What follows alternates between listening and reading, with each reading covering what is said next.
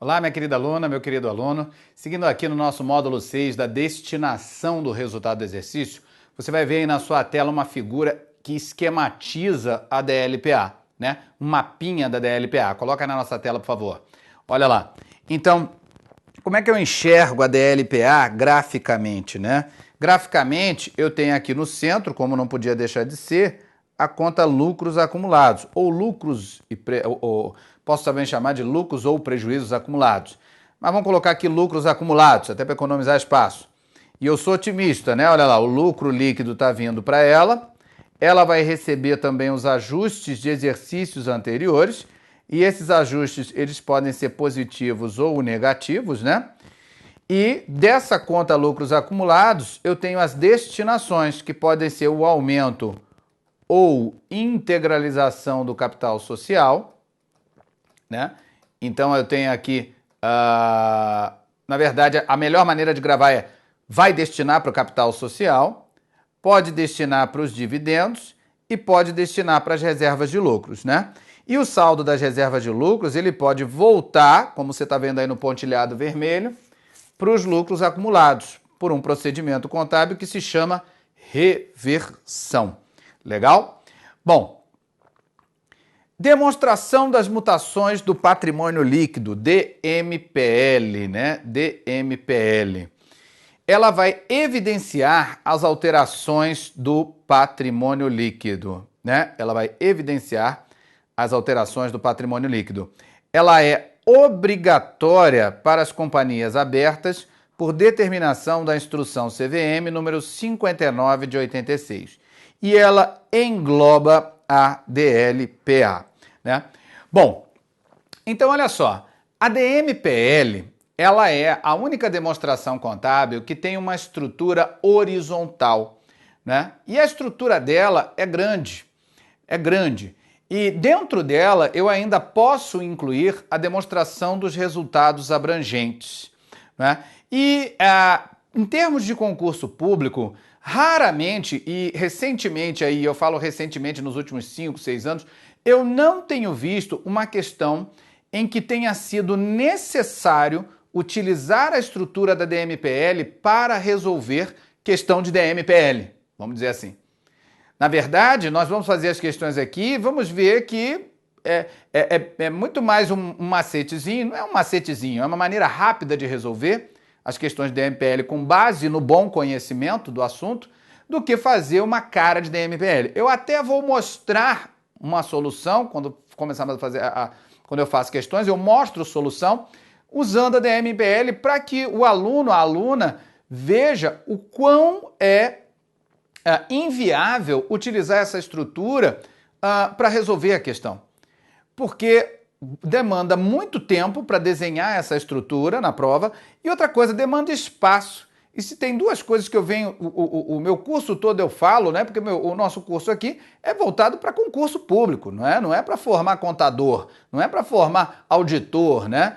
Auditor que eu digo de empresa de auditoria, né, para trabalhar no mercado, né, é concurso público. Nosso objetivo é acertar as questões da prova de concurso público. Então eu tenho que raciocinar dentro dos parâmetros do concurso público. E dentro dos parâmetros de uma prova de concurso público, você não tem muito tempo, são 2 minutos e 30 segundos em média para cada questão, e não tem muito espaço. Então questão de DMPL, a menos que o enunciado traga o desenho da DMPL para você fazer a leitura dele, né? O que também não tem acontecido em provas de concurso público, não vamos usar a estrutura da DMPL. Então basta eu saber esses conceitos aqui, né? Que ela evidencia as alterações do patrimônio líquido que ocorreram num período, ela é obrigatória para as companhias abertas por força da instrução CVM 59 de 1986 e ela engloba a DLPA. E pronto, beleza? Vamos em frente aí na nossa tela, por favor? Olha lá. Então, vamos falar agora da demonstração dos resultados abrangentes, né? Que está lá no CPC 26. CPC 26 que fala da apresentação das demonstrações contábeis, né? Então, o que é isso? Demonstração do resultado abrangente, tá? Bem, para a norma internacional, o resultado ele é visto de uma forma aí eu não estou fazendo trocadilho, né? Porque a palavra é essa mesmo, de uma forma mais abrangente. Enquanto aqui a nossa noção de receita e despesa está presa ali na DRE, do artigo 189 ou 187, né? Acho que 187 da Lei 6404, né? Receita, despesa. Para a norma internacional, a visão de resultado é uma visão mais ampla, para não usar a palavra abrangente, mais ampla. Ou seja, o que é o resultado na visão da norma internacional? O resultado é o seguinte, é a diferença do patrimônio líquido no final do período e o patrimônio líquido no início do período.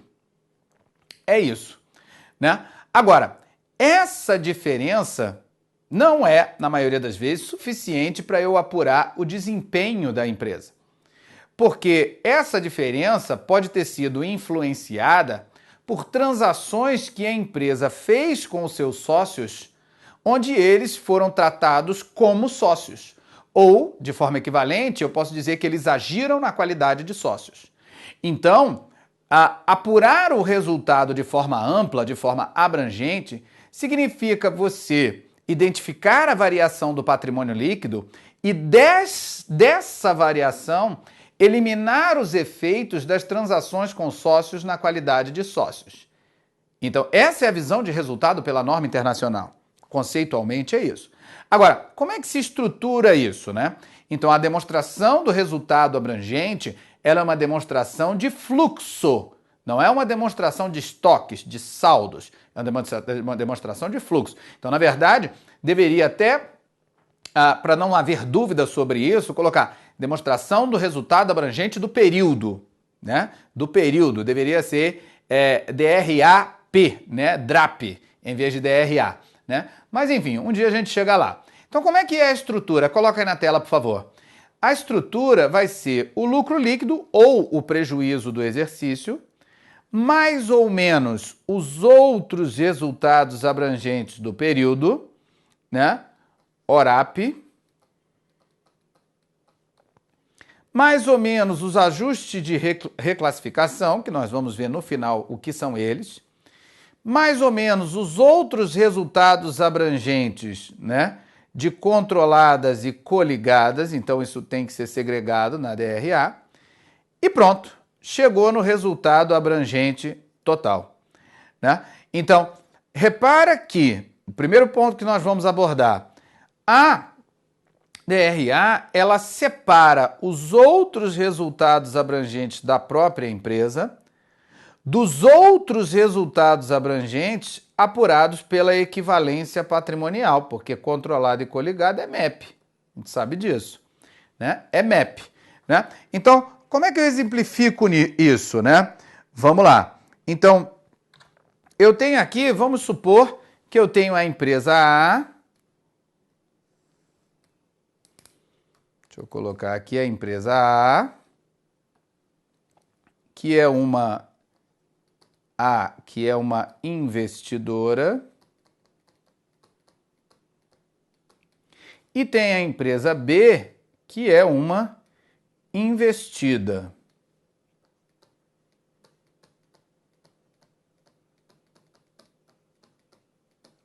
E a relação entre elas é de MEP. Ela é uma coligada, por exemplo. E aqui uma participação de 20%. Pronto. E o investimento? O investimento em B está aqui, vale 1 milhão. Tá? Bom, mas essa empresa A tem um ativo financeiro, né? Um ativo financeiro mensurado a valor justo por meio de outros resultados abrangentes, com um saldo de 100. E esse saldo de 100 sofre um acréscimo, e aí eu não vou ser completo aqui no exemplo, sofre um acréscimo de 10. Então, como é uma FPL, ele vem aqui para o patrimônio líquido, vamos, para simplificar, um ajuste de avaliação patrimonial de 10. Né? Bom, mas essa investida B também tem uma FPL. Vamos supor que ela tem uma FPL que valia 100 também e que também valorizou 20 para ficar diferente. Então, para ela aqui, aumentou 20 em ajuste de avaliação patrimonial também. Bom, mas isso fez o patrimônio líquido da investida aumentar. E se ele aumenta, o saldo do investimento lá na investidora também aumenta, né? Então, isso aqui vai gerar um acréscimo no investimento. Um acréscimo no saldo do investimento no valor de 20% de 20, que vai dar 4. Então, aqui vai aumentar 4. E esse aumento aqui vai gerar um aumento de 4 para cá, em ajuste de avaliação patrimonial. Deixa aqui. Então, repara que nós temos 2 ajustes de avaliação patrimonial acontecendo no patrimônio líquido da investidora. Um ajuste, um deles é devido ao próprio ativo da investidora, o AFPL, o instrumento financeiro da investidora, né? E o outro foi um ajuste de avaliação patrimonial dentro do contexto da equivalência patrimonial, dentro de um contexto de MEP, ou seja, de uma coligada, certo? Então, esse valor de 10 vai aparecer, esse 10 aqui, que eu estou indicando para você, na DRA da investidora vai aparecer aqui. E o 4, na DRA não, na DRA, e o 4 na DRA da investidora vai aparecer aqui.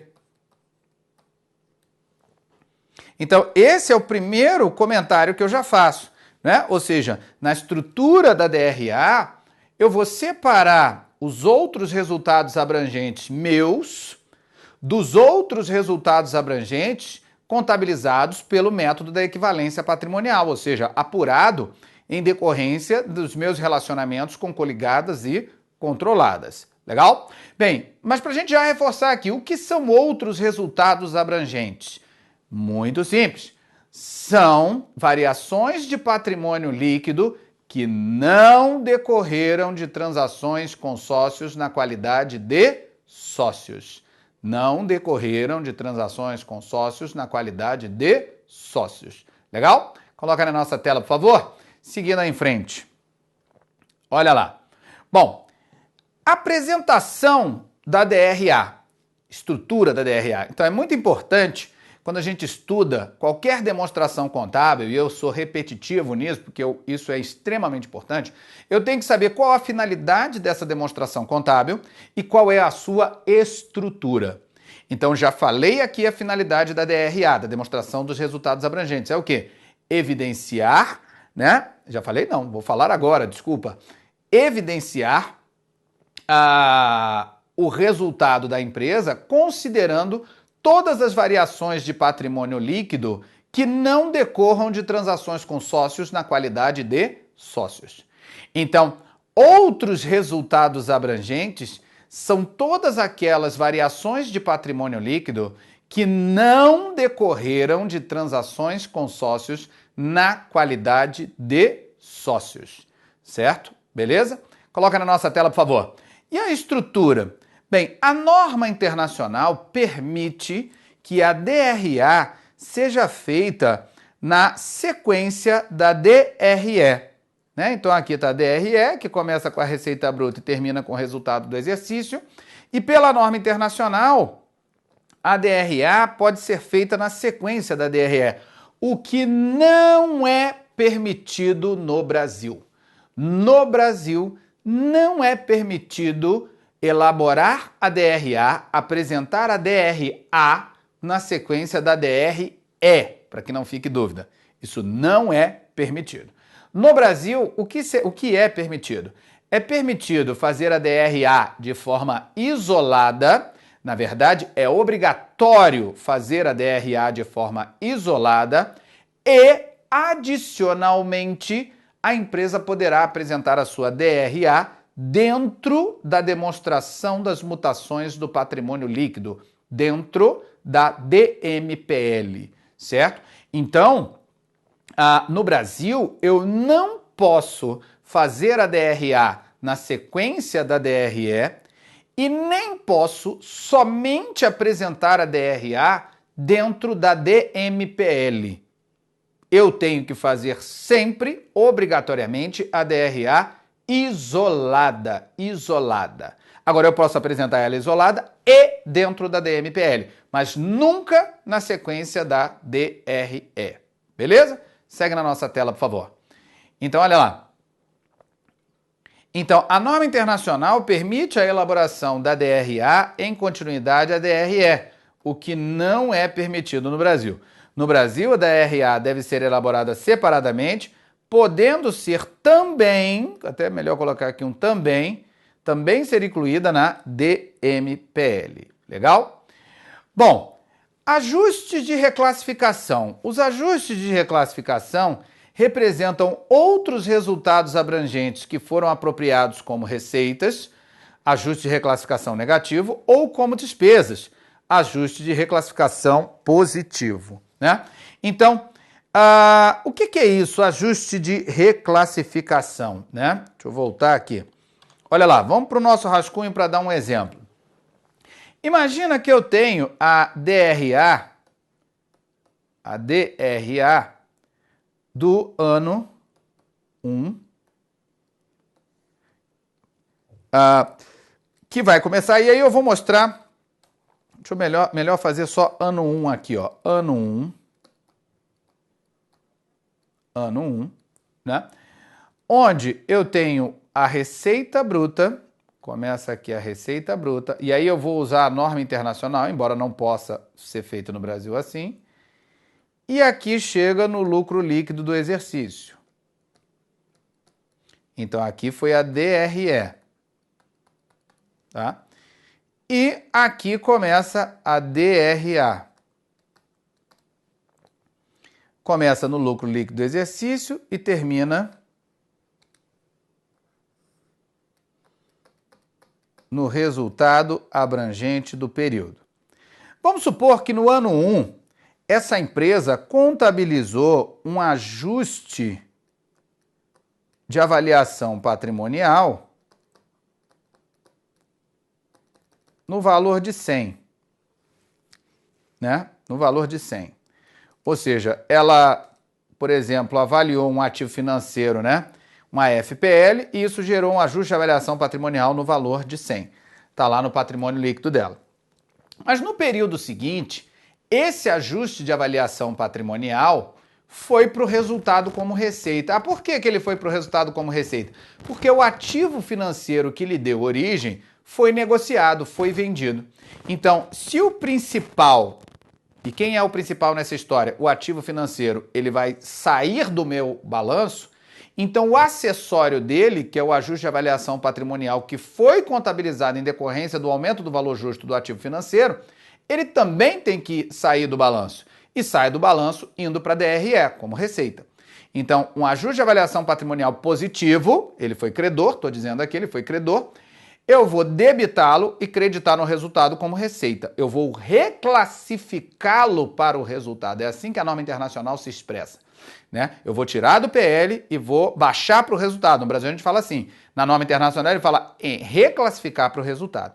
Então, no ano 1, ele entrou na DRA como um outro resultado abrangente próprio da empresa, somando, porque ele foi credor, e no ano seguinte, para ficar bem fácil, ele foi reclassificado para o resultado. Coloca aí na tela, por favor, para a gente ver esquematicamente isso. Ó. No ano 2, eu estou fazendo lá a minha DRE de novo, e aí eu tenho a receita bruta, eu tenho lá o lucro líquido do exercício, e vou ter aqui a DRA de novo. E calcular o resultado abrangente do período, né? Então, esse valor aqui, ele vem para cá de novo só que ele vai aparecer como uma receita dentro da DRE do ano 2. E se ele é contabilizado como uma receita, ele acaba constando do lucro líquido do exercício e ele aparece de novo dentro do resultado abrangente do período. O que seria um erro. Por quê? Porque eu estaria contabilizando o mesmo resultado abrangente em 2 períodos consecutivos, ou seja, haveria aí um erro de dupla contabilização de um outro resultado abrangente. Não é verdade? Então, para que isso não ocorra, é que entra em cena o ajuste de reclassificação. O ajuste de reclassificação, ele vai anular essa dupla contagem. Então, quando esse ajuste de avaliação patrimonial, que foi reconhecido, né, credor positivo no ano 1, ele vai para o ano 2 como receita no resultado do exercício, né, do ano 2, ele tem que ser anulado, o seu efeito tem que ser neutralizado dentro da DRA. Né? E vai ser neutralizado por meio de um ajuste de reclassificação negativo. Coloca aí na tela, por favor. Então, olha lá. Eu vou deduzir aqui um ajuste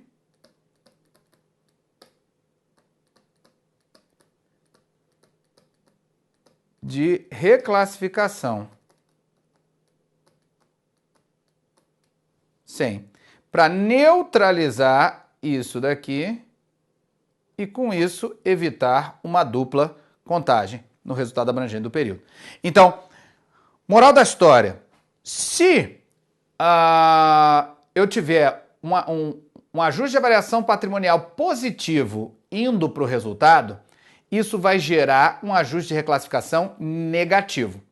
Se eu tiver um ajuste de avaliação patrimonial negativo indo para o resultado, então isso vai gerar um ajuste de reclassificação positivo. Então, ajuste de avaliação patrimonial credor gera ajuste de reclassificação devedor, ou seja, diminutivo, né? Vai diminuir. E ajuste de avaliação patrimonial devedor gera um ajuste de reclassificação positivo, credor positivo.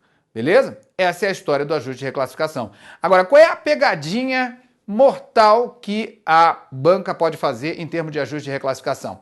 É a respeito da reserva de reavaliação. A reserva de reavaliação é um exemplo de outros resultados abrangentes, né? E ela entra no resultado abrangente do período quando ela é inicialmente contabilizada.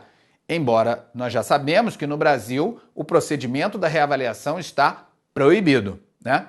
Mas vamos supor que ele fosse permitido, quando a empresa contabilizasse, né, fizesse um lançamento em reserva de reavaliação, por conta de uma reavaliação, quando era permitido, isso ia entrar positivamente no resultado abrangente daquele período. Agora, posteriormente, por exemplo, a empresa vende aquele ativo e vai ter que dar baixa da reserva de reavaliação. Mas a reserva de reavaliação ela não é baixada para o resultado, ela não é reclassificada para o resultado. Ela vai direto para lucros e prejuízos acumulados. E, portanto, ela não demanda um ajuste de reclassificação na DRA. Então, a conclusão é: a baixa da reserva de reavaliação não gera ajuste de reclassificação na DRA. Coloca aí na tela, por favor. Isso é muito importante porque é uma pegadinha que, se a banca fizer, a maioria dos candidatos erra, né? A realização da reserva de reavaliação se faz em contrapartida da conta lucros ou prejuízos acumulados e, portanto, não gera ajuste de reclassificação, ok? Bom, aí vamos pegar alguns conceitos do CPC, do CPC 26, né? Que fala da DRA. Olha lá. Outros resultados abrangentes compreendem itens de receita e despesa, incluindo ajustes de reclassificação, que não são reconhecidos na demonstração do resultado como requerido ou permitido pelos pronunciamentos, interpretações e orientações, né, emitidos pelo CPC. Os componentes dos outros resultados abrangentes incluem, né? Então, repara que o CPC, se você lê muito rápido, né, e é normal ler rápido, ainda mais quem está estudando todo dia, né, desenvolve essa habilidade. Os outros resultados abrangentes compreendem índices de receita e despesa que não são reconhecidos na demonstração do resultado, né? A norma internacional, ela enxerga como receita e despesa os outros resultados abrangentes. Para ele é a mesma coisa. Para nós, receita e despesa é o que vai para a DRE. Né? Mas para a norma internacional, um ajuste de avaliação patrimonial credor, por exemplo, é uma receita. Um ajuste de avaliação patrimonial devedor, por exemplo, é uma despesa. Né? É uma despesa, certo? Então, não se assuste com esse termo e nem ache isso errado, porque se isso aparece na prova, é porque a banca está copiando do CPC 26. Legal? Coloca aí na nossa tela, por favor. Então, olha lá. E compreendem variações na reserva de reavaliação quando permitidas legalmente, né? Conforme o CPC 27, né, que trata do imobilizado, e o CPC 4, do ativo intangível, né, que falam que esses ativos podem ser mensurados pelo critério da reavaliação quando legalmente permitido. Os ganhos e perdas atuariais em planos de pensão com benefício definido, reconhecidos conforme o item 93A do CPC 33, benefícios a empregados. Os ganhos e perdas derivados de conversão de demonstrações contábeis de operações no exterior, conforme o CPC 02, efeitos das mudanças na taxa de câmbio e conversão de demonstrações contábeis, né? Que é o caso do ajuste acumulado de conversão, né? É o ajuste acumulado